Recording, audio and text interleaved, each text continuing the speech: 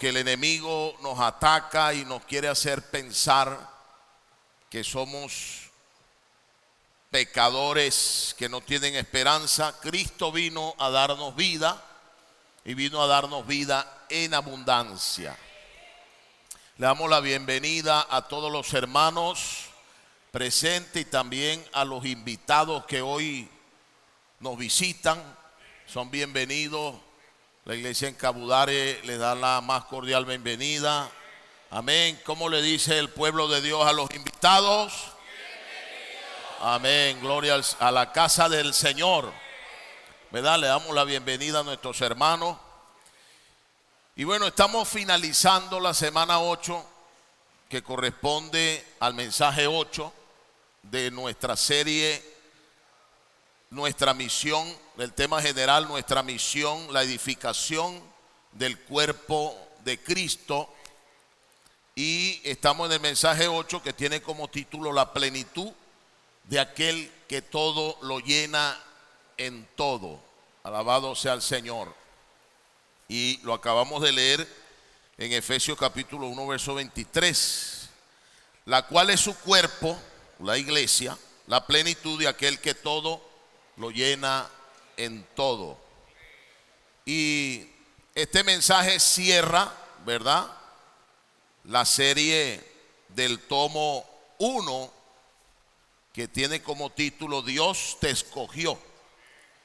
Y entraremos en la semana número 1 del tomo 2 a partir del día de mañana. Alabado sea el Señor, para seguir disfrutando esta serie a la luz del libro de Efesios. Alabado sea el Señor. Y después de terminar el tomo 2 y tomo 3, entraremos en el libro de Colosenses, que es la conferencia que por la misericordia de Dios estaremos presentes en São Paulo, Brasil. Amén. Entonces, en la semana pasada, el mensaje anterior, yo quisiera simplemente mencionar lo siguiente. ¿Por qué la iglesia es el cuerpo de Cristo? La iglesia es el cuerpo de Cristo porque Él la produjo.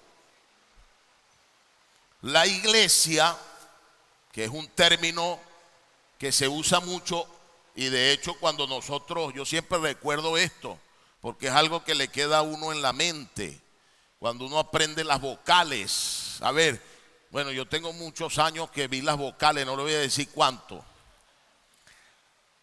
Pero A de avión, un avioncito. ¿Recuerdan? Elefante, un elefantico. Y una casita con una cruz. ¿Sí recuerdan? ¿Qué sigue después la I, hermana? O de oso y U de uva. Entonces, desde niño se nos mostró o tuvimos la imagen de que la iglesia era una casa, un lugar, una estructura. Y eso quedó marcado en nuestra mente. De hecho, cuando usted en la mañana se levanta el domingo, usted dice, vamos para la iglesia. Eso no está mal, porque la iglesia, ¿verdad?, es la asamblea de los que han sido llamados por el Señor hacia afuera. Pero no es una estructura física, ni mucho menos humana. La iglesia, quiero que ustedes lo lleven en su corazón, es el resultado de la muerte y la resurrección de Cristo. ¿Cuántos dicen amén? Por eso en el libro de Efesios el apóstol Pablo dedica todo el capítulo 1 hasta el verso 23 para mostrar cómo fue producida la iglesia. Y es por eso que esta serie se llama Él te escogió. Él te escogió para ser salvo, número 1, de la condenación eterna. Número 2, para que su vida llegase a ser el contenido de tu vida, valga la redundancia. Y tercero, para que seas su iglesia en la tierra, que será la que cumplirá el deseo del corazón de Dios en este tiempo final.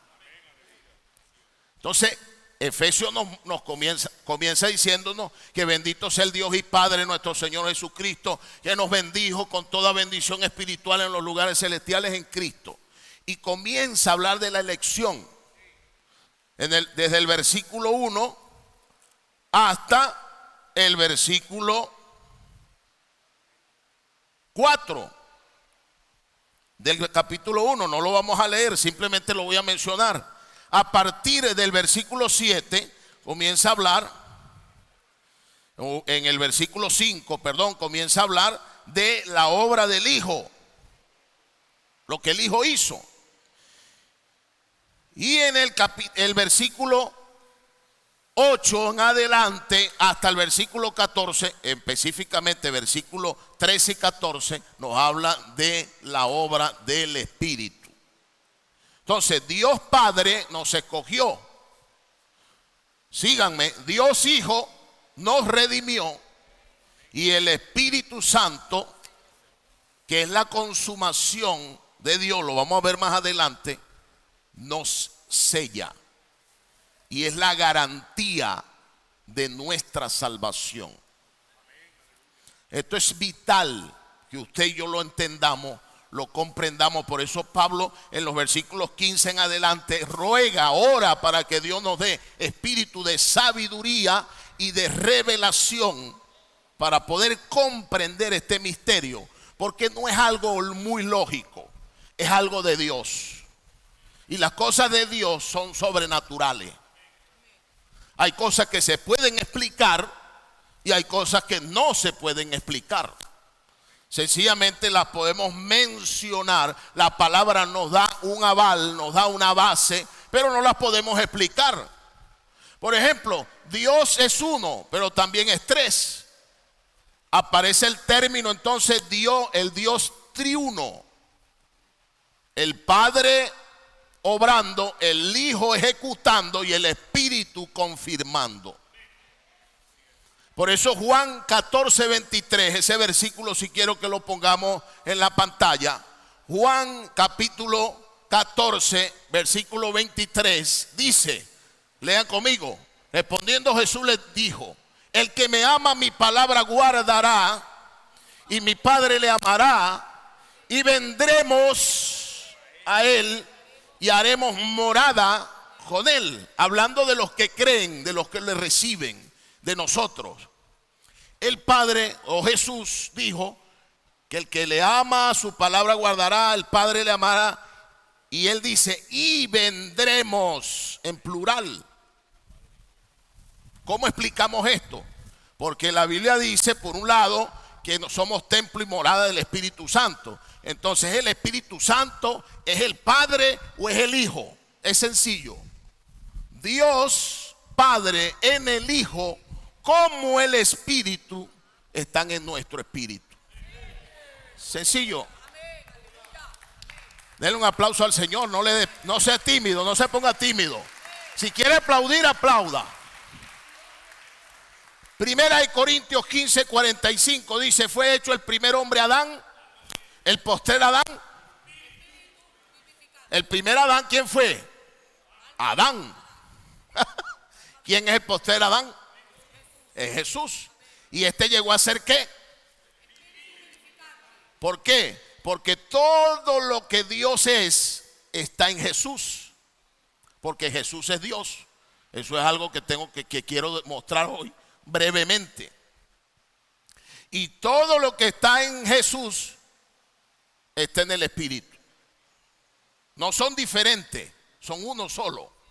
Pero en su obrar son tres. Por ejemplo, usted es padre de familia, es abogado y es hijo. ¿Cierto?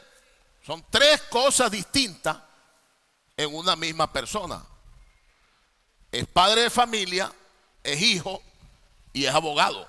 Como abogado usted tiene una función, o usted funciona como abogado como padre, cuando es padre, cuando tiene que ser padre.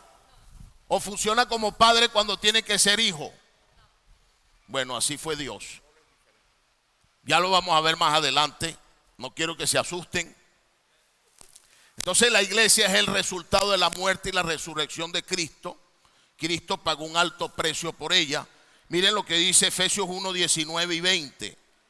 Dice: ¿y cuál era su preeminente grandeza de su poder para con nosotros, los que creemos según la operación del poder de su fuerza, la cual operó en Cristo resucitándole de los muertos y sentándole a su diestra en los lugares celestiales?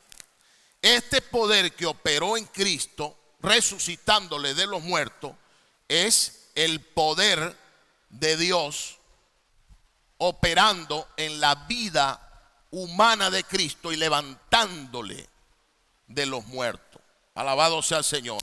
Ese poder que resucitó a Jesús es el poder que hoy opera en nosotros para santificarnos y llevarnos a ser cada vez más hijos, parecernos más a Dios. Alabado sea el Señor.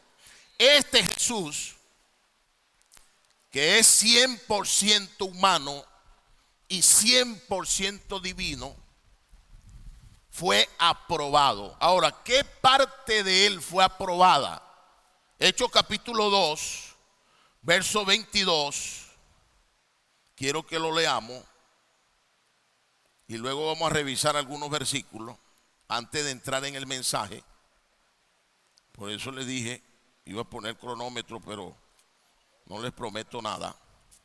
Hechos 2, 22 dice: varón israelita, oí estas palabras: Jesús Nazareno, varón aprobado por Dios entre vosotros, con las maravillas, prodigios y señales que Dios hizo entre vosotros, por medio de él, como vosotros mismos lo sabéis.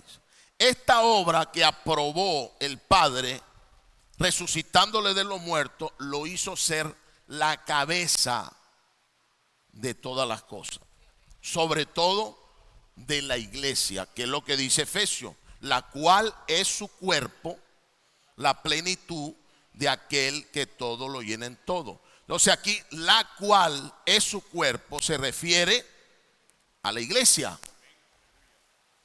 Y aquel, lo que dice Efesios 1, 23,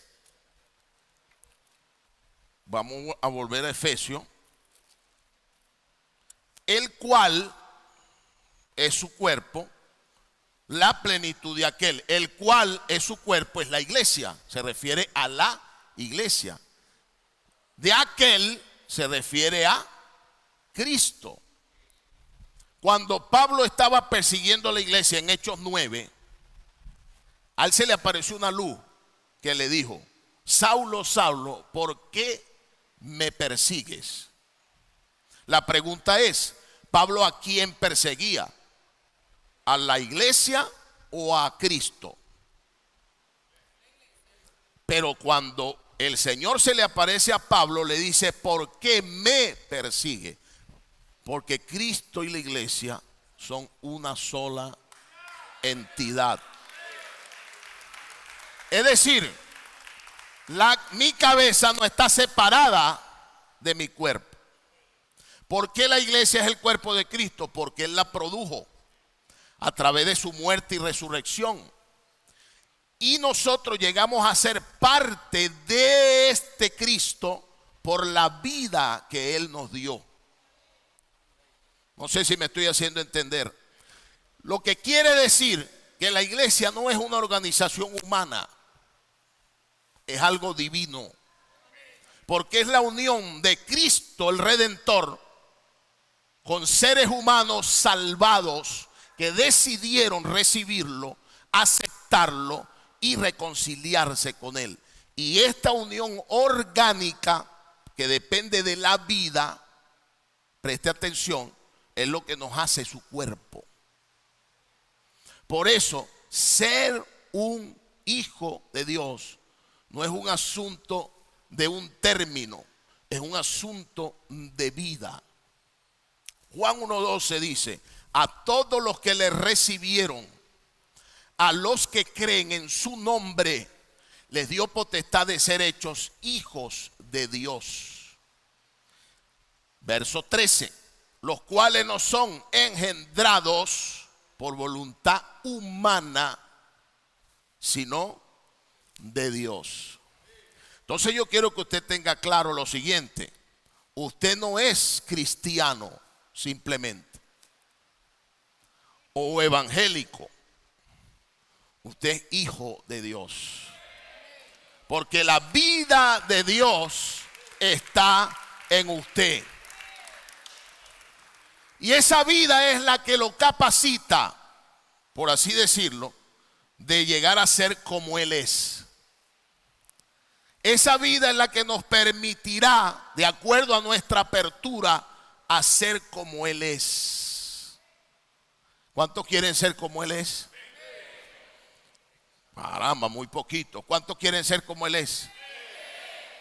Para parecernos a Él debemos dejar que esa vida entonces crezca, que esa vida se desarrolle.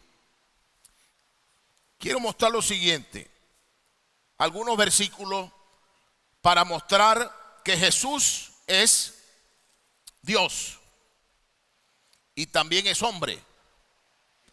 Isaías 9:6 dice lo siguiente, si podemos ponerlo en la pantalla: porque un niño nos es nacido, hijo nos es dado, y el principado sobre sus hombros, y se llamará su nombre admirable, consejero, Dios fuerte, Padre eterno, príncipe de paz. Un niño nos es nacido. Pero este niño que nos es nacido también es padre y también es hijo, porque es llamado Padre eterno, príncipe de paz. Me gusta mucho la versión King James en portugués, porque dice Dios fuerte. No, Reina Valera dice Dios fuerte. La versión King James en portugués dice Dios todopoderoso. Me gusta esa versión. Este versículo nos muestra que Jesús es un niño que nos es nacido, que nos es dado, pero también nos muestra que Él es Dios fuerte, y también nos muestra que es Padre eterno. Este versículo nos muestra que Jesús es un Dios hombre, 100% humano y 100% Dios.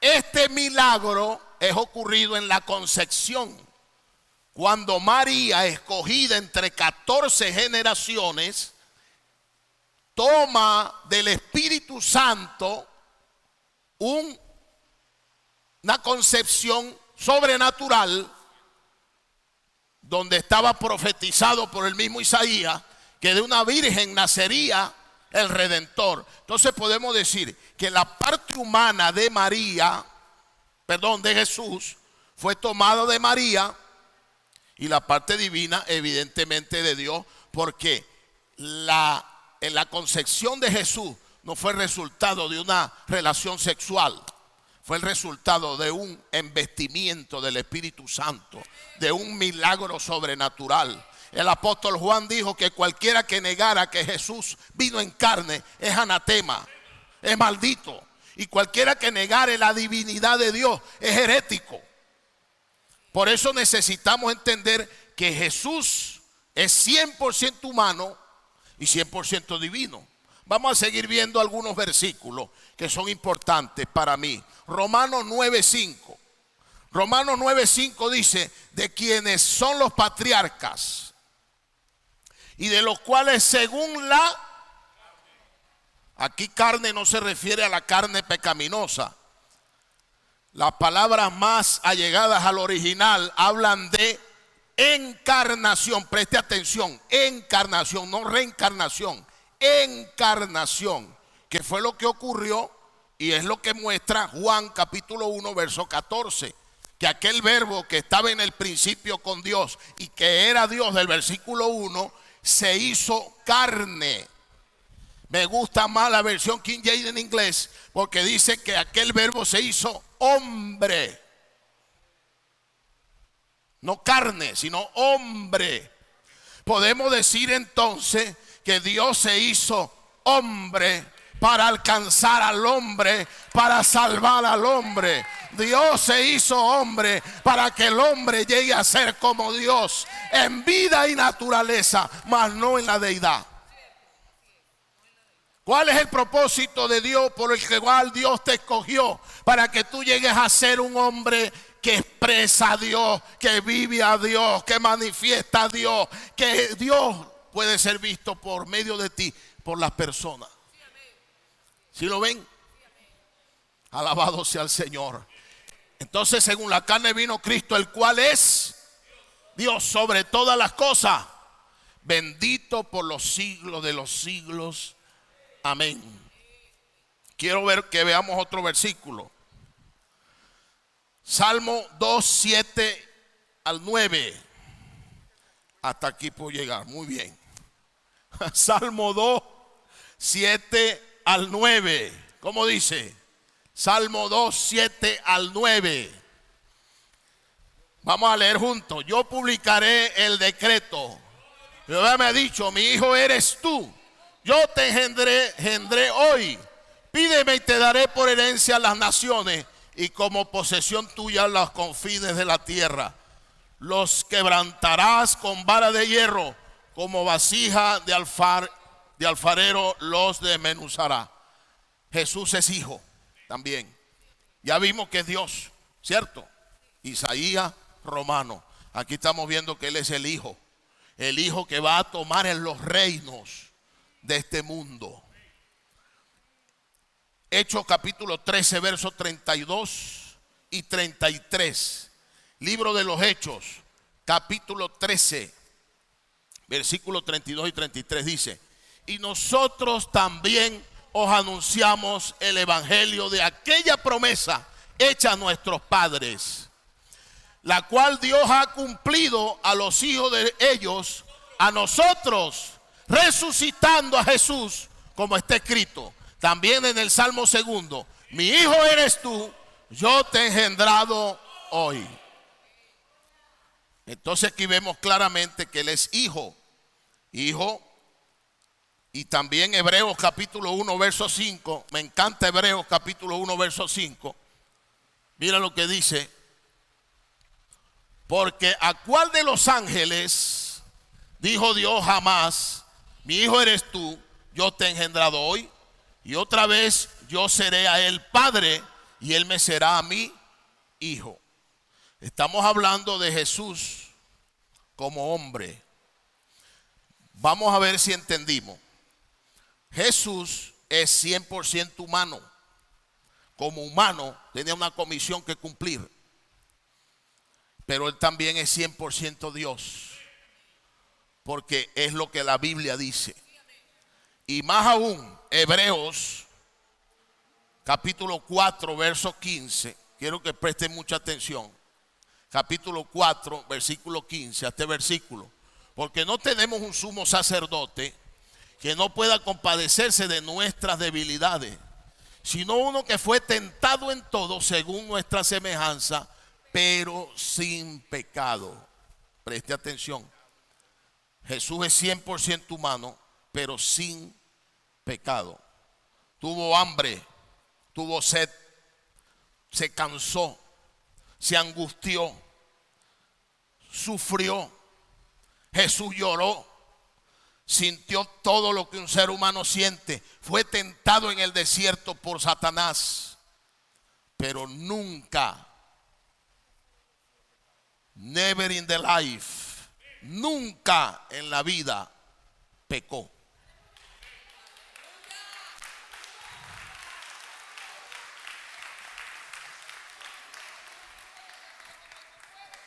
Necesitábamos a alguien que sintiera lo que nosotros sentimos, que sufriera lo que nosotros sufrimos. Y ese alguien es Jesús. Y ese Jesús fue aprobado por el Padre. Su humanidad fue aprobada porque como criatura Él tenía que vencer al ángel caído, que era también criatura, y vencerlo a través de la muerte y la resurrección. Y por eso Él se sentó a la diestra del Padre como hombre. Podemos decir un término que usó nuestro hermano Witness Lee: su humanidad fue hijificada. Hijificada es como colocar la bolsa del té en el agua. Ese proceso se llama teificación. Él fue hijificado. Su humanidad, que venía de María, sin pecado porque Él era divino, esa humanidad fue aprobada en la resurrección. Él pasó por la muerte, fue al Hades y estuvo en el Hades 3 días, como lo decía también la profecía, que Él iría al centro de la tierra y permanecería 3 días, como la señal del profeta Jonás, la experiencia que tuvo Jonás. Y al tercer día Él iba a resucitar por el poder de Dios. Aquel cuerpo de carne y hueso y sangre, igual que el nuestro, pero sin pecado, no vio corrupción. Al tercer día resucitó. Dios lo levantó de los muertos. Y después de resucitado, apareció entre los discípulos con un cuerpo transfigurado, con un cuerpo glorificado. Pero qué maravilloso, comió con ellos. O sea que está garantizada la comida en el reino, Carlos. Comió pez con ellos, comió con ellos. Apareció y desaparecía, aparecía y desaparecía. Eso es algo sobrenatural. No me pida que se lo explique porque no tengo tal capacidad. Pero sí lo creo. Y creo también que Él hoy está aquí en medio nuestro. Está en nuestro espíritu y está en nuestro alrededor. ¿Sabe algo más? Cuando Esteban estaba siendo apedreado, el primer mártir de la iglesia, él estaba siendo apedreado y él miró al cielo y dijo que había visto a uno de pie. La versión Reina Valera dice que vio a uno sentado, pero la versión original dice que él estaba de pie porque Esteban invocaba el nombre del Señor. En Hechos 7, ¿no? 7:57. Vamos a leerlo, porque es interesante esto. Y con esto termino esta parte que me quitó mucho tiempo, pero era necesario. Dice: entonces ellos, dando grandes voces, se taparon los oídos y arremetieron a una contra él. Y echándole fuera de la ciudad le apedrearon. Y los testigos, el verso 39. Y apedreaban a Esteban mientras él invocaba y decía: Señor Jesús, recibe mi espíritu.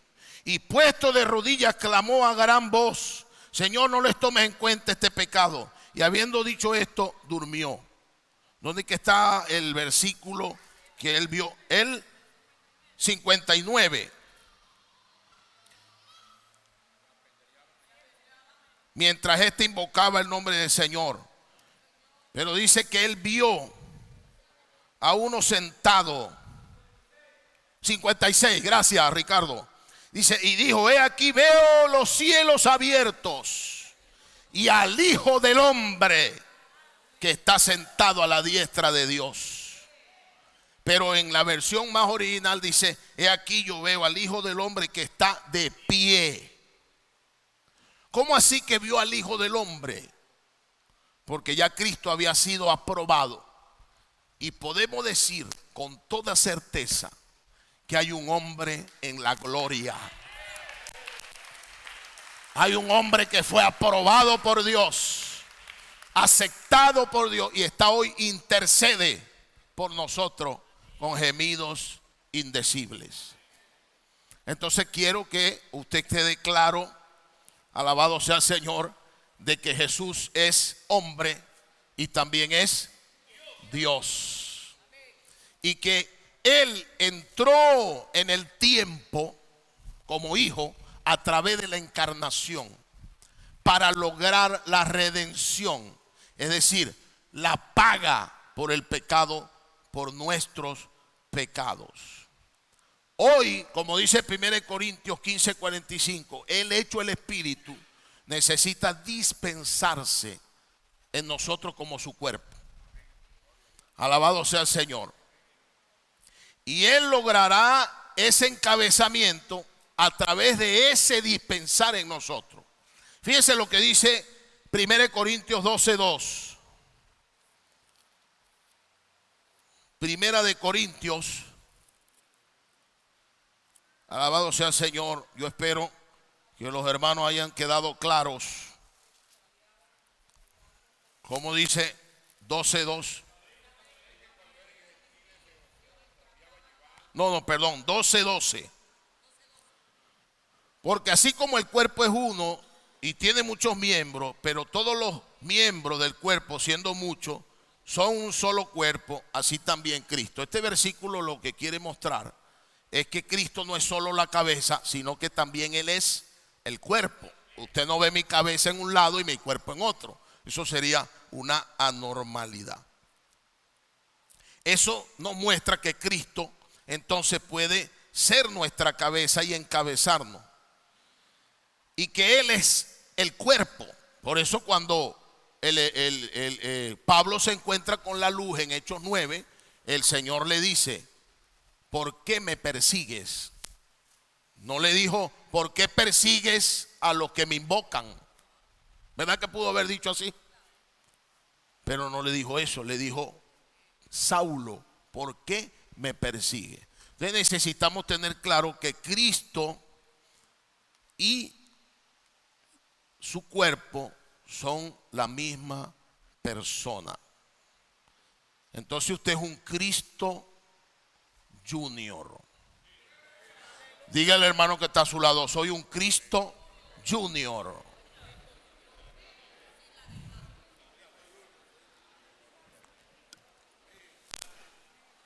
Cristo Junior.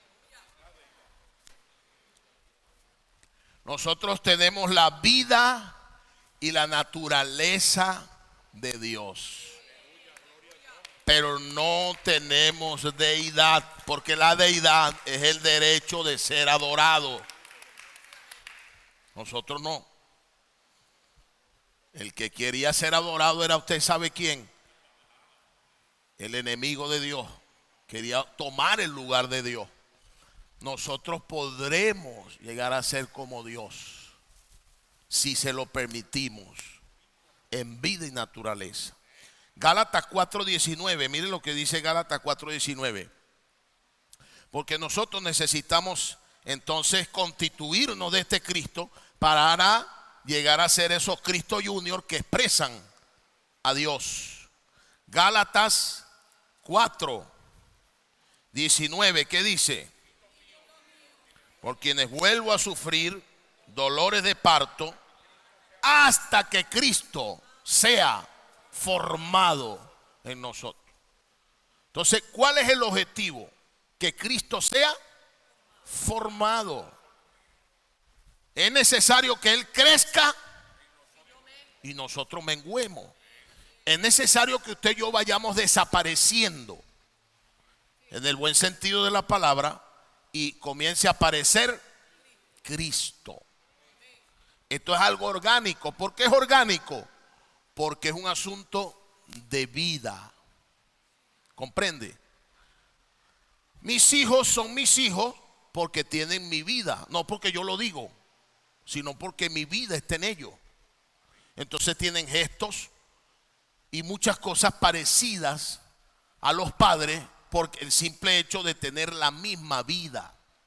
Entonces yo quiero que usted vea algo maravilloso y que usted sea consolado en esta mañana con esto que yo le voy a decir. Usted puede estar lleno de muchos errores, pero la vida que está en usted, según Filipenses 1:6, se completará. Es decir, la obra que Dios comenzó en usted, Él la va a terminar. La obra que Dios comenzó en usted, Él la va a terminar. Porque la vida de Él está en usted.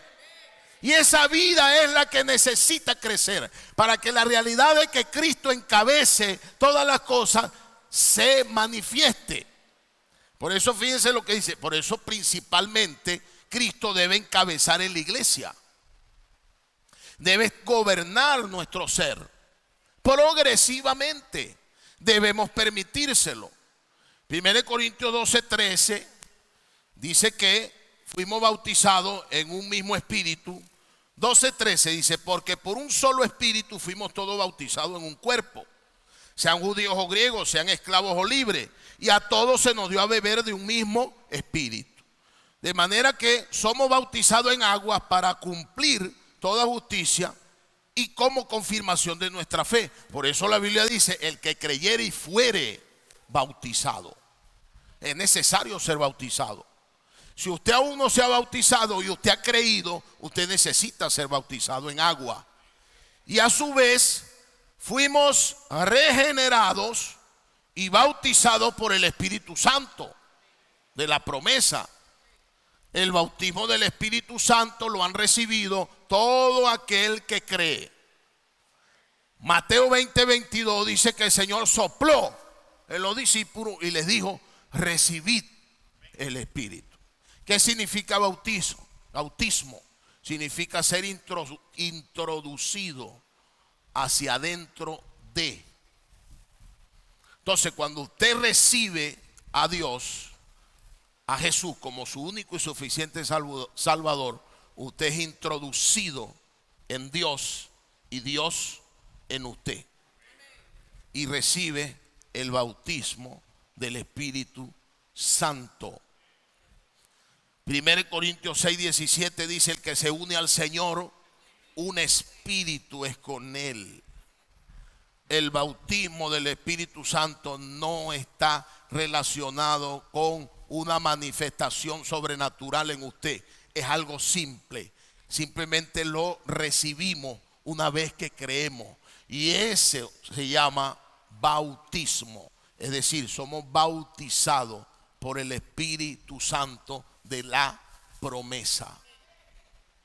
No tiene nada que ver con manifestación. No, que hay creyentes que dicen, no, yo no he sido bautizado por el Espíritu Santo. Entonces usted no ha recibido al Señor.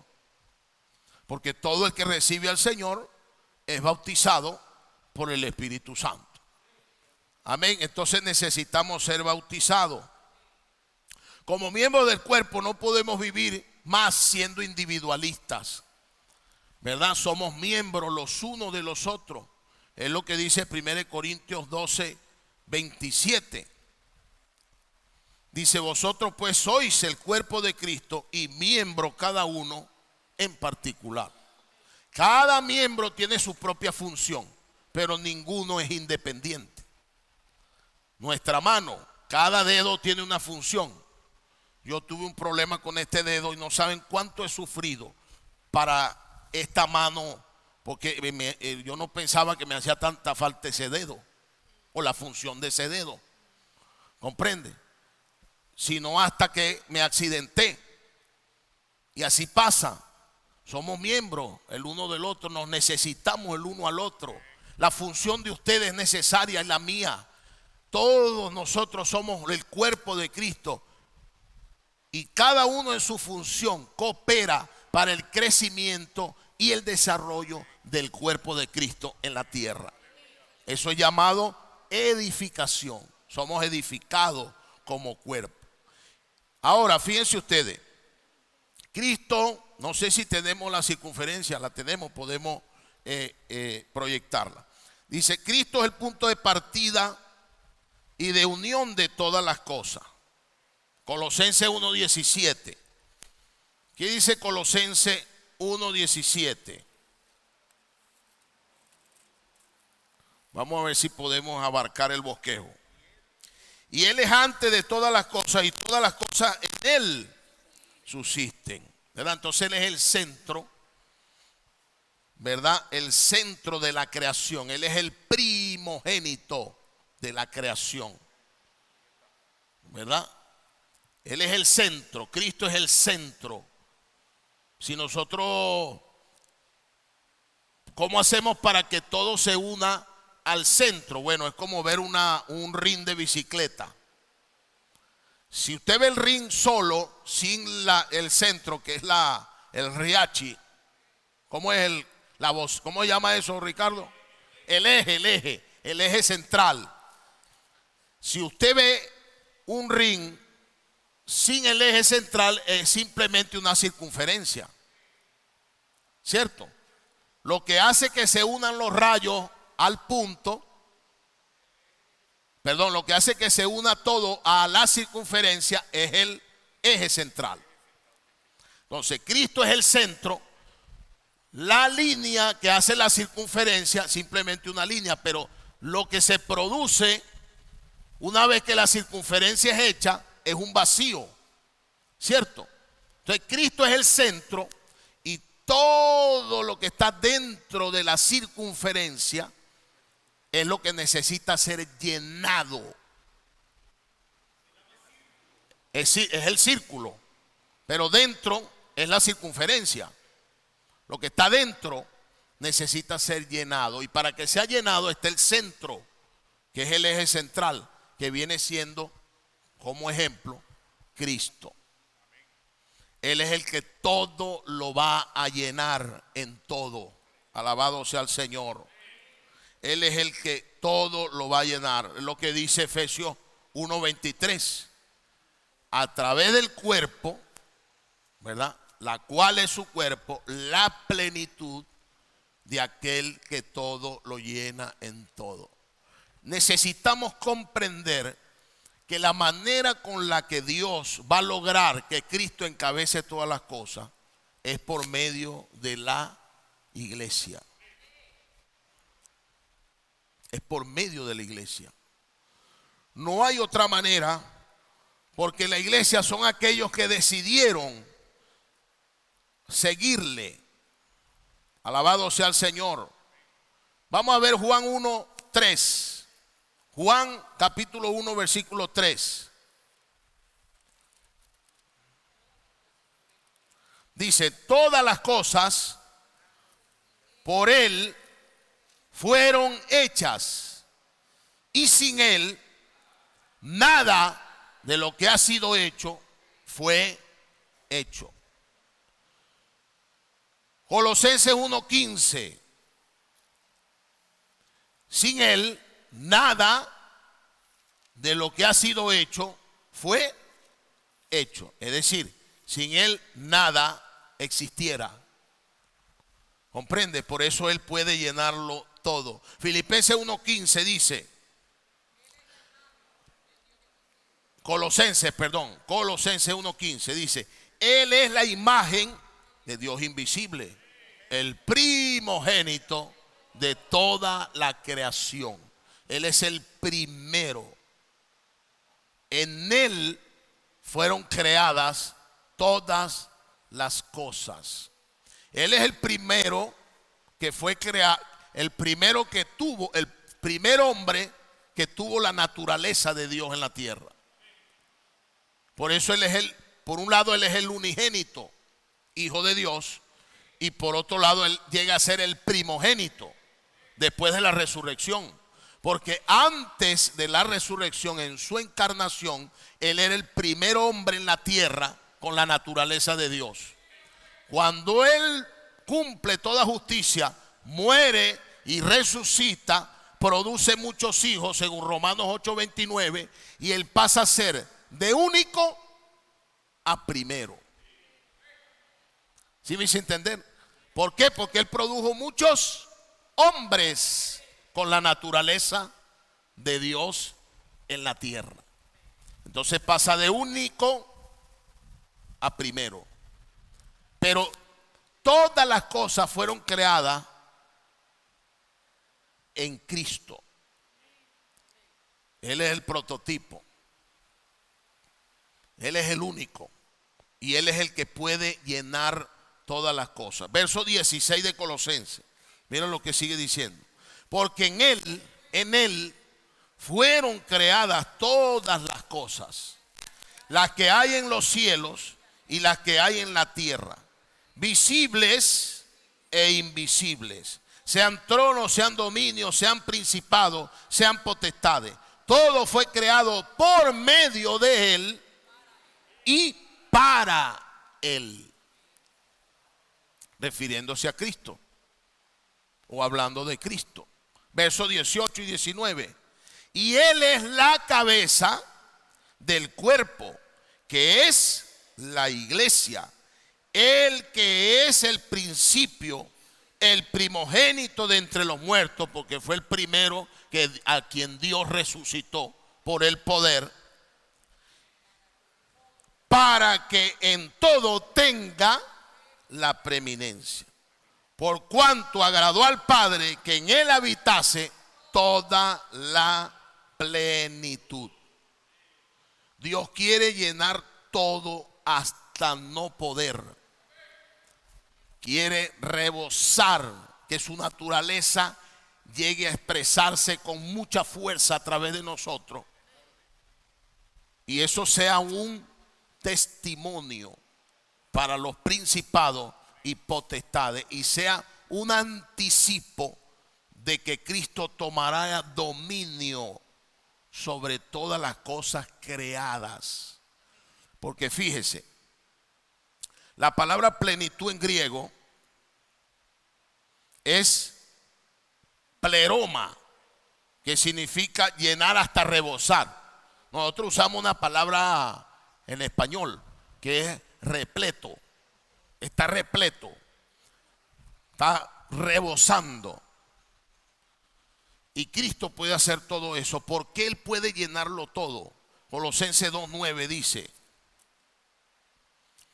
porque en Él habita corporalmente toda la plenitud de la deidad. Él tiene la capacidad, por usar un término, de llenarlo todo. ¿Por qué? Porque en Él habita toda la plenitud de la deidad. 3:11 dice: donde no hay griego ni judío, circunciso ni incircuncisión, bárbaro ni escita, siervo ni libre, sino que Cristo es el todo y en todos. Cristo es el todo y en todos. Por eso Él puede llenarlo todo. Y Juan 1:16 dice: porque de su plenitud tomamos todos, y gracia sobre gracia. Él se ganó, por así decirlo, el poder de llenarlo todo, porque cumplió toda justicia. Él satisfizo la justicia del Padre, pagó por nuestros pecados, nos redimió, nos salvó, tuvo un vivir humano excelente. Fue probado y aprobado. Por eso Él tiene la potestad, el poder de ser la cabeza de todo principado y de someter todas las cosas bajo su dominio. La voluntad de Dios es hacer que Cristo encabece todas las cosas en el cielo y en la tierra. La iglesia, como el nuevo hombre, debe ser solo Cristo. Colosenses 3:11. Cristo es el todo y en todo. No puede haber ninguna área de nuestro ser, preste atención, que no sea lleno de Cristo. Él debe gobernarlo todo. Gálatas 2:20. Ya no vivo yo, mas vive Cristo en mí. Esto es un proceso. Esto es un anhelo de Dios en nosotros. Porque si nosotros evaluamos nuestro vivir, podríamos decir cuánto de Cristo nos falta. Por eso necesitamos revisar de qué manera Cristo puede encabezar todas las cosas. Necesitamos permitir que Cristo nos llene con todo lo que es, por lo que Él es, buscando las cosas de arriba. Colosenses 3 dice: si pues habéis resucitado con Cristo, versículo 1, buscad las cosas de arriba donde está Cristo sentado a la diestra de Dios. Poned la mira en las cosas de arriba, no en las de la tierra, porque habéis muerto y vuestra vida está escondida en Cristo. Nuestra vida está escondida con Cristo en Dios. Cuando Cristo vuestra vida se manifieste, entonces vosotros también seréis manifestados con Él en gloria. Presten mucha atención el contenido de estos 4 versículos. Hay una vida que entró, ¿cierto? Cuando lo recibimos. Y esa vida necesita crecer. Pero yo necesito cooperar para que esa vida crezca. Cuando hablamos de santificación hablamos de 2 cosas o de 2 aspectos. El aspecto posicional, que es que Cristo nos santificó, es decir, nos separó, nos escogió, nos tomó y nos puso en el lugar donde podemos desarrollar la vida que entró en nosotros. Ese proceso se llama santificación disposicional, donde yo pongo la mira en las cosas de arriba. Si yo soy un creyente que no ora, si yo soy un creyente que no lee la Biblia, si yo soy un creyente que no me preocupo por tener hábitos espirituales como orar, leer la Biblia, tomar el alimento diario, predicar el evangelio, diezmar, ofrendar, congregarme, tratar con mis defectos, tratar con mis problemas, yo no estoy cooperando para que esa vida crezca. ¿Sí me hago entender? No se ponga bravo conmigo. Aquí dice que para nosotros poder permitir que Dios nos encabece, que Cristo nos encabece, necesitamos poner la mira en las cosas de arriba. Necesitamos morir a las cosas naturales, a las cosas terrenales, a las cosas que nos impiden expresar a Cristo, para que Cristo sea nuestra cabeza. De esta manera damos la oportunidad a Cristo de llenarnos, renunciando a nuestro viejo hombre. ¿Cuáles son las cosas del viejo hombre que tenemos? Todos nosotros arrastramos cosas del viejo hombre. Algunos eran mentirosos de esos profesionales, de esos que si la tenían de esos que lo tienen en la, ¿cómo se llama? Lo tienen abajo de la manga. ¡Guau!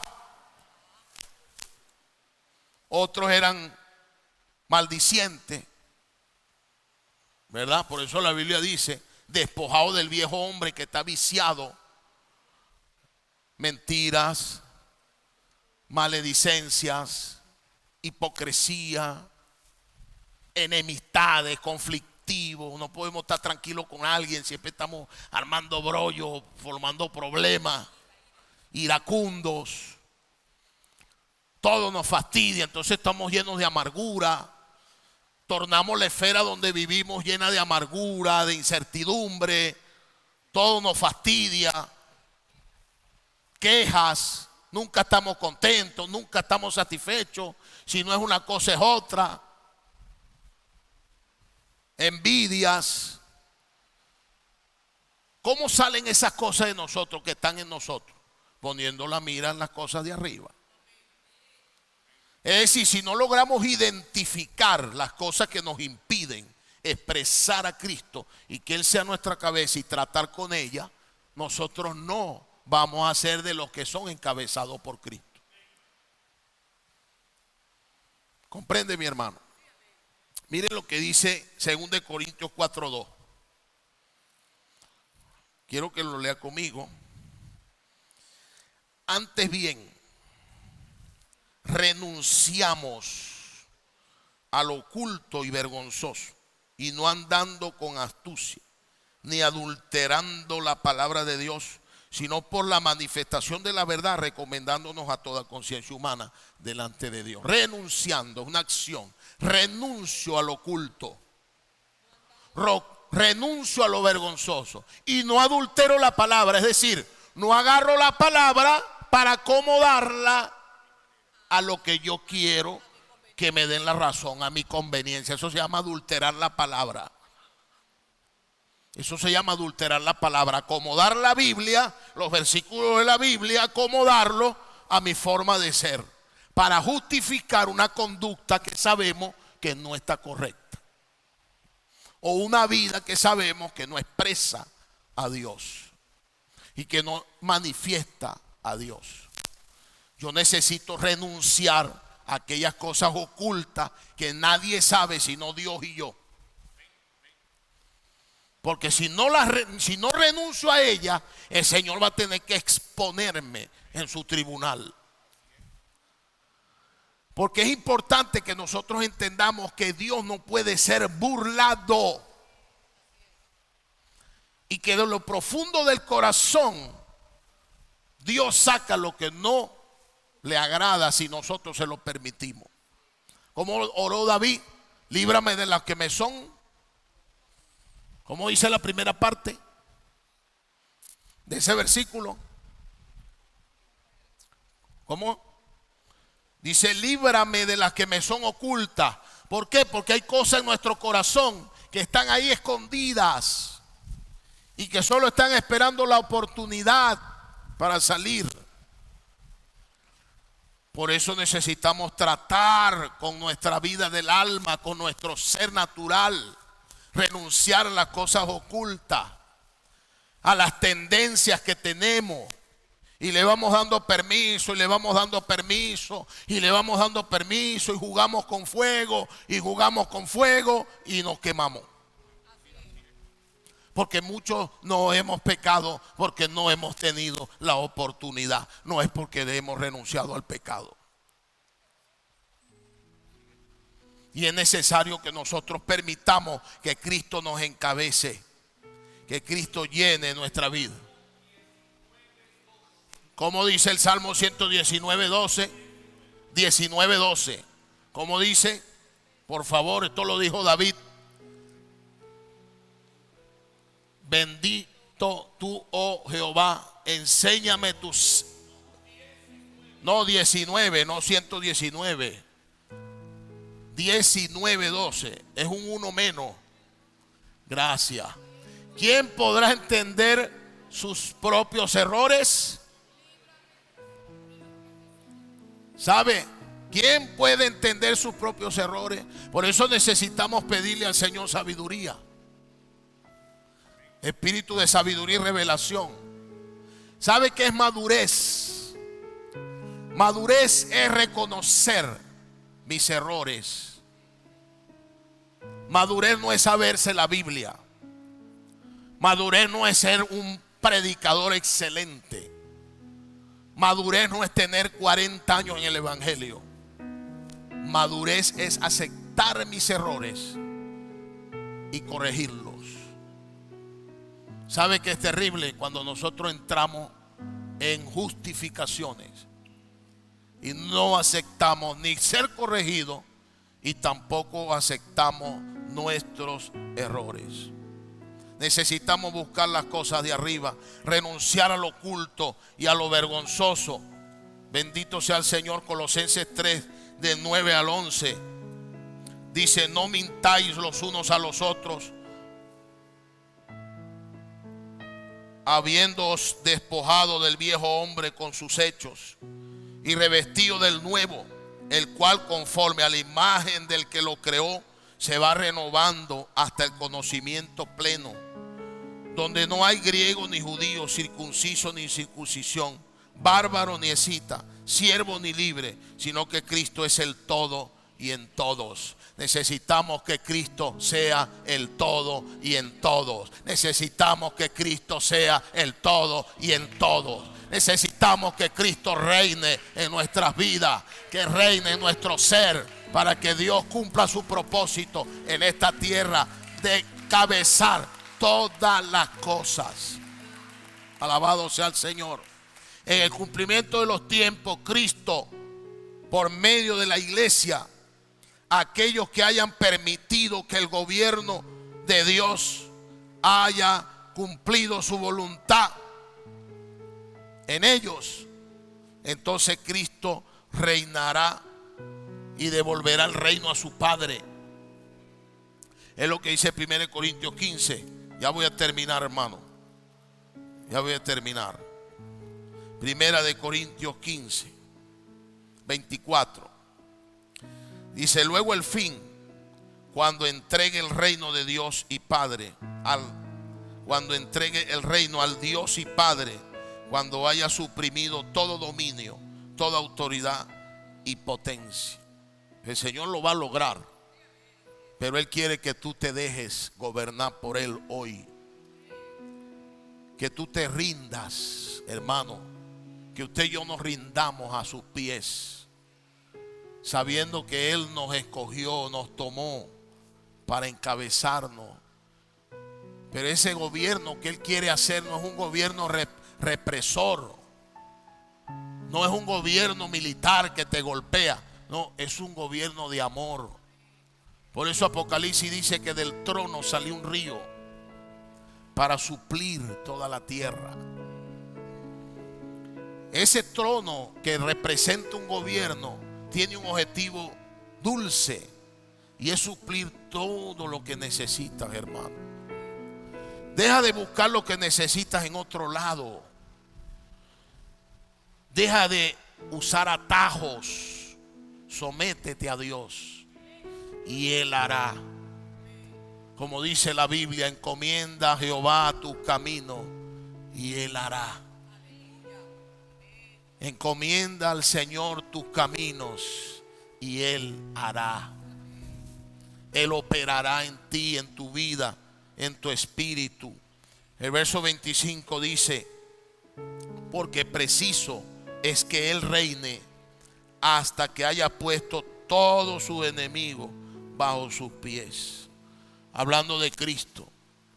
¿Usted ve que todo está sujeto a Cristo? No, pero un día lo será. Él habrá puesto a todos sus enemigos debajo de sus pies. Pero primero necesita ganarte a ti y ganarme a mí. Necesitamos permitirle a Cristo ganarnos, llenarnos con todo su ser. Hermano, no hay cómo ser lleno de Cristo si no tomamos su palabra, si no tenemos comunión con Él. Esto no es un milagro. El milagro ya ocurrió, fue el de la regeneración, cuando lo recibiste y Él entró en ti. A partir de ahí tú necesitas cooperar con el Señor. Hay un himno que dice: necesito cooperar con mi Señor. Necesito, porque Él insiste en hacerme reinar. Él insiste en mí. Él pudo haber desistido de ti por tus errores, por tus maldades, por tu conducta, por tu situación, pero Él no ha desistido de ti, ni va a desistir de ti, porque Él insiste en hacerte reinar. Bendito sea el Señor. Él insiste contigo, hermano, pero no abuses de la gracia de Dios. Por favor, no abusemos de esa gracia, no abusemos de esa misericordia, de esa compasión que Él tiene con nosotros. Porque un día se cerrará la puerta, es decir, se cerrará la era de la gracia, y no vamos a ser condenados eternamente, pero vamos a ser disciplinados. Y créame que esa disciplina no es fácil. Créame. Señor, tenga misericordia de nosotros. Versículo 26 dice: y el postrer enemigo que será destruido es la muerte, porque todas las cosas las sujetó bajo sus pies. Y cuando dice que todas las cosas han sido sujetadas a Él, claramente se exceptúa el que sujetó a Él todas las cosas, refiriéndose a Dios Padre. Porque al final de que todo sea sujeto y la muerte sea juzgada, ya no habrá más muerte.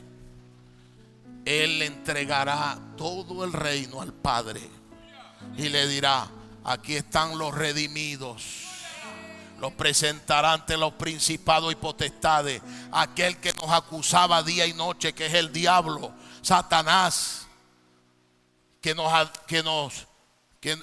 era nuestro adversario. Verá cómo Dios pudo transformar a Carlos, ¿Cómo pudo transformarme a mí? ¿Cómo pudo transformarte a ti? Éramos una escoria, éramos material para el lago de fuego, no servíamos para nada, pero Cristo lo logró. Cristo entró en nosotros, nos llenó y nos llevó a hacer su obra maestra. ¿No es esto maravilloso? ¿Qué más inspiración queremos nosotros para consagrarnos? ¿Qué más inspiración queremos nosotros para entregarnos a lo que Dios está deseando? A predicar el evangelio para alcanzar más materiales para la edificación del cuerpo de Cristo. A sembrar la literatura para que muchos sean salvos en esta era y en la era de la gran tribulación. Pero Él cuenta contigo, hermano. Cuenta conmigo. Vamos a rendirnos. El verso 27 dice que Él entregará todo al Padre.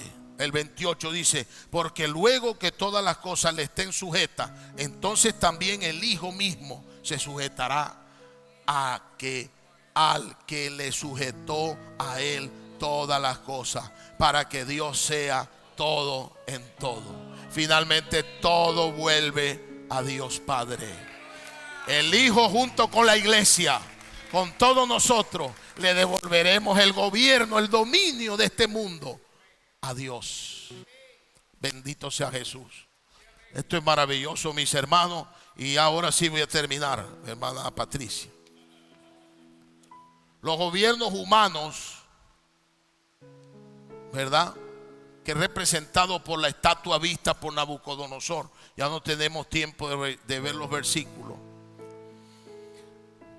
Será destruido por la iglesia, por esta piedra que llega a ser la Nueva Jerusalén. La Nueva Jerusalén. Vamos a ver Apocalipsis rápidamente. Apocalipsis. Vamos al libro de Apocalipsis. Apocalipsis capítulo 21. Apocalipsis 21. ¿Verdad? Qué maravilloso. Qué final tan hermoso tiene nuestra historia en Dios. Mire, está en Apocalipsis 21. Versículo 2 y 3. ¿Cómo dice? Apocalipsis 21, 2 y 3. Yo, Juan, vi la santa ciudad, la nueva Jerusalén, descender del cielo de Dios, dispuesta como una esposa ataviada para su marido. Y una gran voz del cielo que decía: he aquí el tabernáculo de Dios con los hombres, y Él morará con ellos, y ellos serán su pueblo, y Dios mismo estará con ellos como su Dios. Este es nuestro destino. La iglesia llegará a ser la nueva Jerusalén, la ciudad santa de Dios. Pero en el versículo 16 del mismo capítulo 21 dice: la ciudad se halla establecida en un cuadro y su longitud es igual a su anchura. Y él midió la ciudad con la caña 12,000 estadios. La longitud, la altura y la anchura de ella son iguales. Es decir, la Nueva Jerusalén es como un cubo. ¿Recuerdan cómo se llama el logo de esta serie? Es un cubo. Ese cubo llega a ser una piedra. Esa piedra que aparece en el libro de Daniel es la que golpea la estatua y la destruye, la desmenuza. Porque finalmente el gobierno de Dios destruirá todos los gobiernos humanos para establecer su reino en la tierra. Esta piedra alcanza los pies y todo será desmenuzado y no quedará vestigio de ellos. Esta piedra se convertirá en un gran monte que finalmente es la nueva Jerusalén. Bendito sea el Señor. Y Apocalipsis 22 del 1 al 5 dice: después me mostró un río limpio de agua de vida, resplandeciente como cristal, que salía del trono de Dios y del Cordero, en medio de la ciudad, de las calles de la ciudad. Bendito sea el Señor. Y uno al otro lado del río estaba el árbol de la vida, que produce 12 frutos, dando cada mes su fruto. Y las hojas del árbol eran para la sanidad de las naciones. y no habrá más maldición.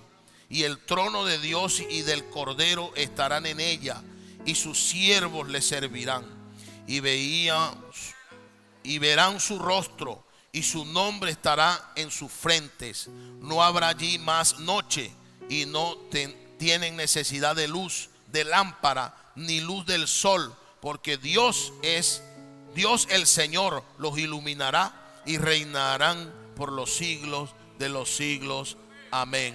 El Cordero está en el trono, y de este sale un río para suplir. El gobierno de Dios es para suplirnos, no para reprimirnos. Y finalizo con Romanos capítulo 14, verso 17. El reino de Dios no es comida ni bebida, es justicia, paz y gozo en el Espíritu Santo. Vamos a permitirle a Jesús que nos encabece. Vamos a permitir que esa vida que está en usted, que fue sembrada en usted por la fe y por haber creído, pueda crecer, y Cristo sea expresado en todo nuestro vivir. Dios les bendiga. Jesús es nuestro Señor. Gracias, hermano.